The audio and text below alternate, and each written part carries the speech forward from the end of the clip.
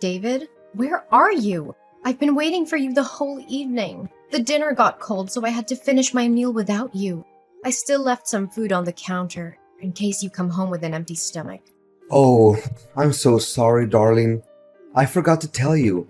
Mom called right after I finished working and told me that I needed to come by her house. Not again! David, you do realize that she's been calling you over to her place for almost 2 months now, right? Well, she said it was an emergency, so I had no choice but to come over. By the way, I've already eaten. Mom's homemade burgers are hands down the most delicious food I've ever tasted. I even devoured 2 of them. Can you believe that? I could have a ride home sooner, but how could I say no to Mom's apple pie? It's no doubt her signature dish. Oh, so you and your mom were having a cozy dinner together while I had to sit for hours and wait like an idiot? Do you even consider the house we're living in anymore? More importantly, am I still your wife or just merely a stranger that you happened to stumble upon? Please be mindful that I'm 6 months pregnant and I need your help more than ever. Emily, don't be so harsh on me. It was my fault. Mom called and said I had to go to her place immediately. Her voice sounded like she was in panic, so what should I do? I couldn't just ignore her and pretend like nothing happened. What if something wrong happened to her? Oh, and what exactly happened to her? Let me guess. A light bulb burned out? Or her washing machine suddenly stopped working? Well, turns out the situation wasn't so serious like she said it was. She tripped over her own feet, stumbled, and ended up with a swollen knee. Ugh, see? Told ya. You maybe deceived her fake naivety and childish trickery, but certainly not me. I can see through your mom's deception and read her like an open book now. Hey, watch your mouth. How could you say those cruel words to talk about my mom? She's been worrying sick about you the whole time I was with her. Worrying sick? Yeah, right. Pretending to care about me is one of her favorite acts, after all. Actually, I can already hear her voice in my head right now. She would definitely say something like, "Oh, David, please go home to Emily. She's pregnant. You shouldn't leave her all alone like that. Blah, blah, blah."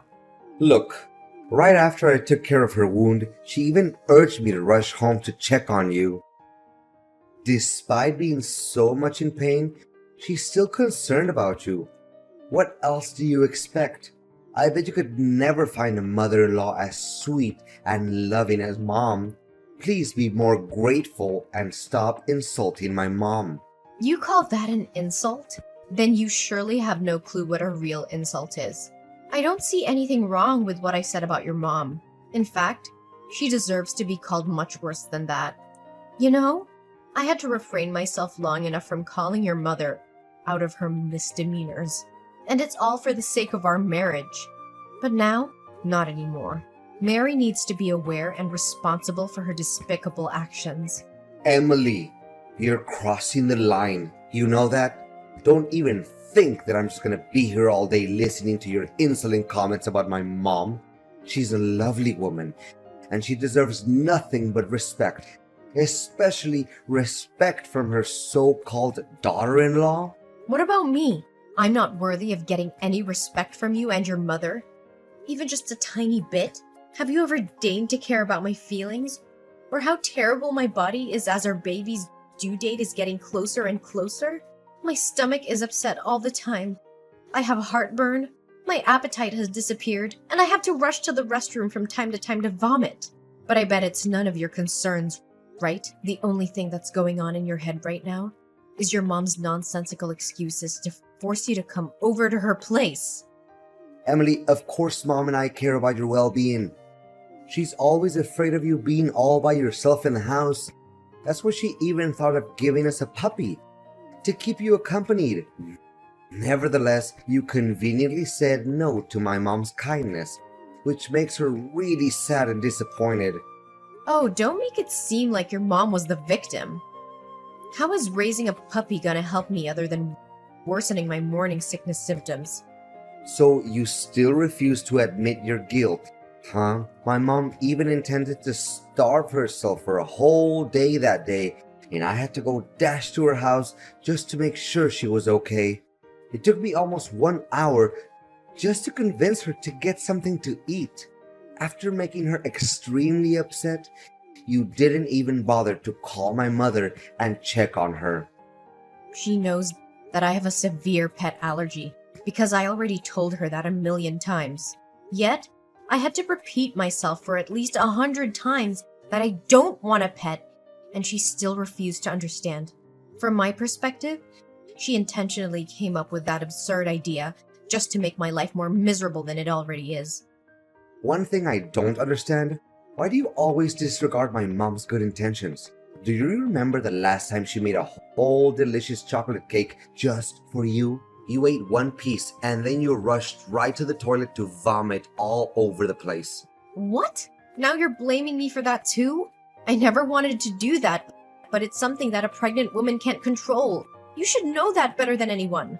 You're really disgusting, Emily. And what matters the most is that you completely destroyed my mom's self-esteem. I can't even describe with words how much emotional damage my mother had to suffer from your reckless action. You could have just swallowed your own vomit and finished the cake. It would make my mom so much happier. Ew, you're the one who's being disgusting here, David. Swallowing my own vomit?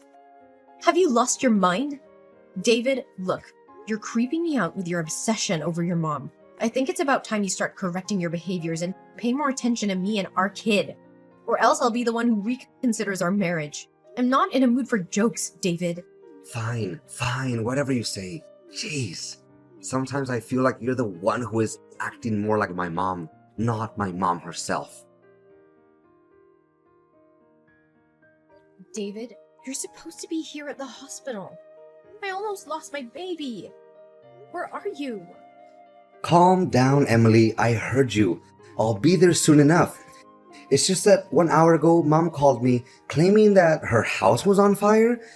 I had to come to her immediately to see what was going on.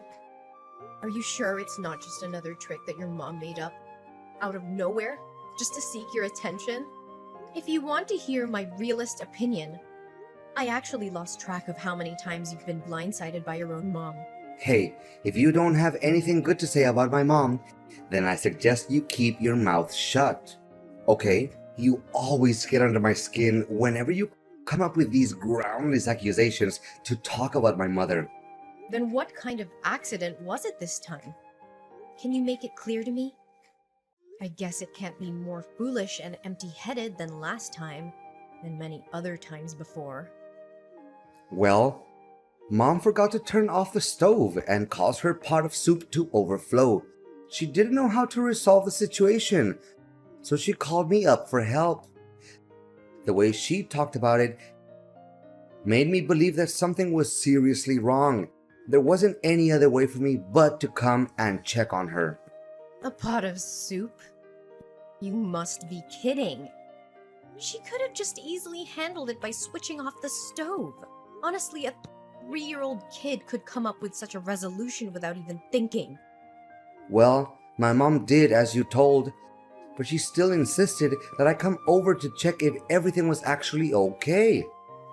After that, she asked me for advice on which dress to wear when she attends her friend's birthday party today. She even showed me some new plants that she just bought to decorate her balcony. Looking at my mom being so optimistic and full of life, I couldn't help but feel so happy for her. Oh, great. You and your mom were having a great time together while I'm here almost losing my life and my kid. Honestly, you'd rather put your trust in your mom's baloney other than everything I have to say? I'm so disappointed in you, David.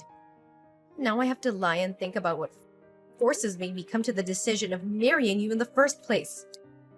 Chill out, Emily. Fact is, you're still well and alive, aren't you? So what's the deal? Don't always make everything seem like it was the end of the world or you had to fight an alien to survive. Honestly, making a fuss out of everything is your most favorite activity in the world, isn't it? What? How can you talk to me with such a reckless attitude? Look, David, I was too exhausted with all the housework that I had to take on every day. In fact, I couldn't even walk properly. This is why I fell down some stairs and almost put our kid in jeopardy. Luckily, I was still able to reach out to the phone to call the neighbors. They came just in time to take me to the hospital. Well, from where I see it, you're the one who created this stupid mess. I mean, doing all those household chores is merely child's play. Yet, you couldn't even fulfill that simple duty? What kind of wife are you? Come to think about it, my mother has been actually right all along.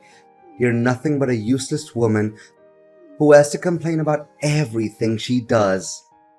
Oh, if you think that cleaning, cooking, dusting, laundering, ironing, and washing are the easiest jobs in the world, why don't you try and take care of them all by yourself? I bet you wouldn't handle the heat just for one day, let alone a 6-month pregnant woman like me. Okay. Whatever you say. You're the boss. Gosh. Sometimes I wish that I could move out and live with my mom already. Lately, you're becoming nothing but a nuisance, Emily. Just stop bossing me around and telling me what to do. Really? I'm surprised you hadn't thought of marrying your mom before you married me. I'm sure that you'll have a very comfortable life. Are you insane? Why should I get married to my own mother? You know what? I take it back, Emily. You're not only disgusting, but also crazy and amazingly selfish. The only thing you ever cared about is yourself. Just lay there in the hospital and get out of it by yourself when the doctors tell you to. Don't expect me to come pick you up. That's the price you have to take for insulting me and my mom. David, where are you at? Why aren't you answering my calls yesterday and today? I've been calling and texting you non-stop. What happened? I told you that my water broke and I got transferred to the delivery room. Oh, hey Emily. I'm so sorry. I had to rush to the hospital to pick my mother up and take her home.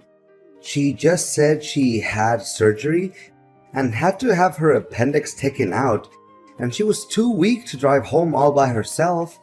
Everything just happened so simultaneously, and I didn't know what to do. David, why are you still dull enough to blindly believe in everything that your mother has to say?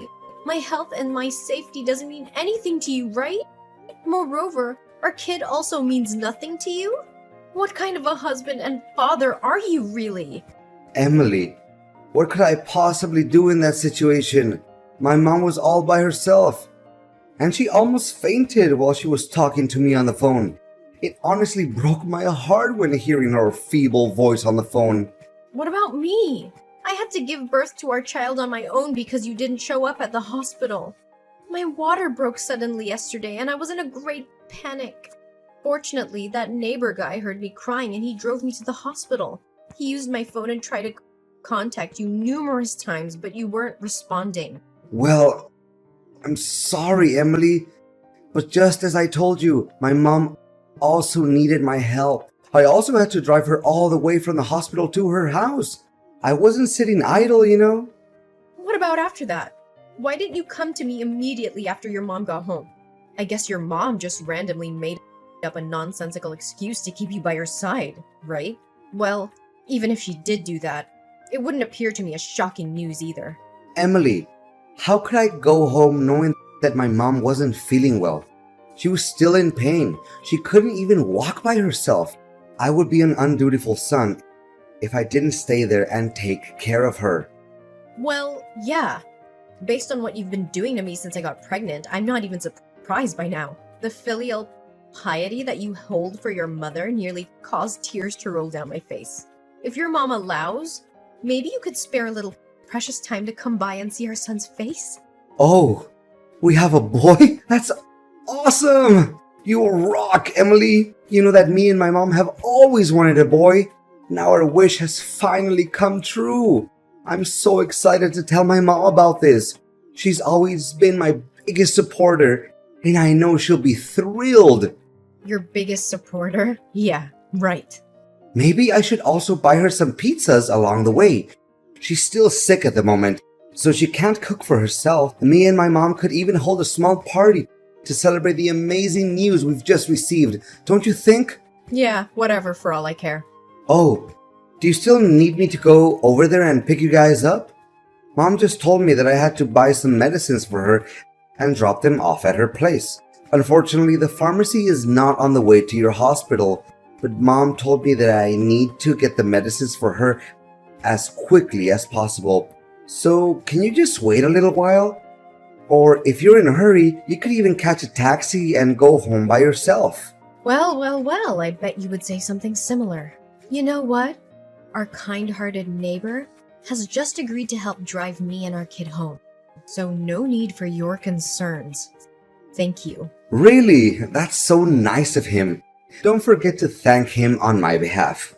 Gosh, it's such a big relief because Mom has been calling restlessly to remind me about her medicines.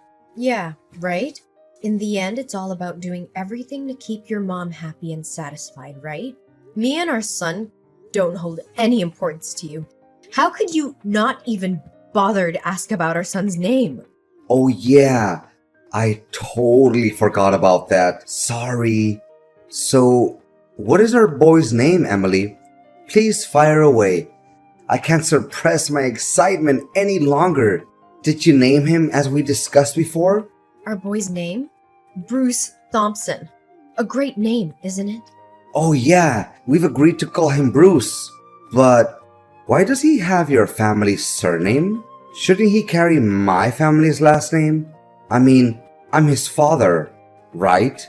You still have the guts to call yourself a father? Right. You're his dad for now. But not longer than that. What do you mean by that, Emily? I don't understand you. Well, it's because we're getting divorced, David. What? Divorce? What are you even saying, Emily? I need you to take this more seriously. Divorce is a big decision, and it's hurtful to me when you talk about it so matter-of-factly. Please make it clear to me, Emily.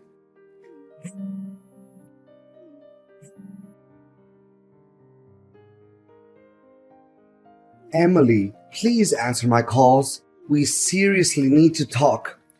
How could you suddenly decide to get a divorce and then stay silent on me like that? Can you just take a break from bombarding my phone with your stupid text and voice messages? I've had enough of your constant disturbance already.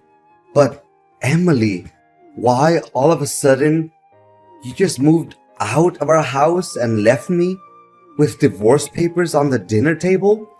What happened? I truly can't get a hold of what is going on right now. What's so difficult to understand? Oh yeah, of course. You never take a look back to see how badly you treated me. So how could you know what caused us to part ways? What was it? Please get straight to the point. You didn't even let me see my son's face. Well, you could have seen our kid if you chose to come to the hospital when I gave birth to him. If there's any conscience left in you where you still consider yourself Bruce's father, just stop by my parents' house and pay us a visit. With that being said, please notify me before you come. I don't need to ask for your consent to see my own son. Don't be so mean to me. But why are you doing this to me? Please tell me, Emily. Don't you see? It's an eventual consequence of you being so caught up with your mom's baloney. She got complete control over you and made you obey every command she gave. You call yourself my husband, but you never pay the slightest attention to how hard I was struggling every day with my morning sickness. Not a single day. You come home early to lend me a hand with the housework. But I thought we were doing just fine. I mean, you didn't even let out a single word of complaint or lament. So I guess everything was still under control and no need for me to interfere with anything. Oh, just because I didn't complain doesn't mean I was feeling fine to be treated like a complete idiot. You're my husband. You should be mindful of my feelings without me having to tell you everything in detail. In fact, even after I had warned you about your mother's sinister intention to tear us apart, you still insisted on living by her rules and doing her bidding. You know what? You're the textbook example of what they always call Mama's boy. What? How dare you call me that? What's wrong with me doing everything my mom tells me to do? She sacrificed most of her life bringing me up and taking good care of me. For me, my mom's like an angel on earth, and I have all my respect for her. Yeah, right.